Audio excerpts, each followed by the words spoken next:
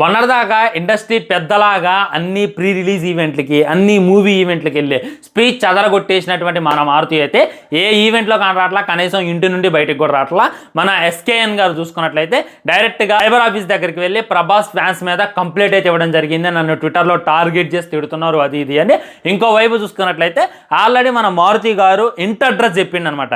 ఏ విధంగా సినిమా నాకు బాగలేదు, 1% మీరు డిసప్పాయింట్ అయినా నా ఇంటికి రండి, ఇది నా ఇంటి అడ్రస్ అని చెప్పి డైరెక్ట్గా చెప్పిండు. కానీ ప్రభాస్ అన్న ఫ్యాన్స్ చాలా అంటే చాలా మంచోళ్ళు. వాళ్ళు దలుచుకుంటే ఇంటికి వెళ్ళి ఇంకేదో చేయగలరు.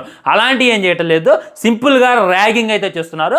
వాళ్ళు అమెజాన్ మరియు ఫ్లిప్కార్ట్, ఇన్స్టామార్ట్ ఇవన్నీ ఓపెన్ చేసి అన్ని ప్రోడక్ట్స్ కూడా మారుతి ఇంటికి అయితే పంపిస్తున్నారు అనమాట. క్యాష్ ఆన్ డెలివరీ పెడుతున్నారు. ఒక్క రోజులోనే మారుతి ఇంటికి ఆల్మోస్ట్ ఒక 400-500 డెలివరీలు అయితే వెళ్ళినాయంట. అవన్నీ కూడా అక్కడ కొప్పన్నాయంట. Sir cash on delivery sir డబ్బులు ఇవ్వండి అని చెప్పి మారుతి ఇంటి దగ్గరకు వచ్చి ఆయనకైతే ఫోన్ చేయడం జరుగుతుందంట.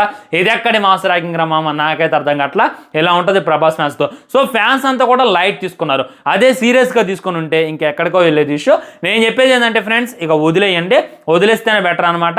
బయటికి రావట్లా, ఆయన సినిమా మీద కాన్సన్ట్రేషన్ చేస్తే చాలా బాగుండేది. అలా చేయకుండా అన్నిట్లో వేలు పెట్టి సినిమాని ఇది చేసిన అనేటటువంటిది 100% వస్తాం. సో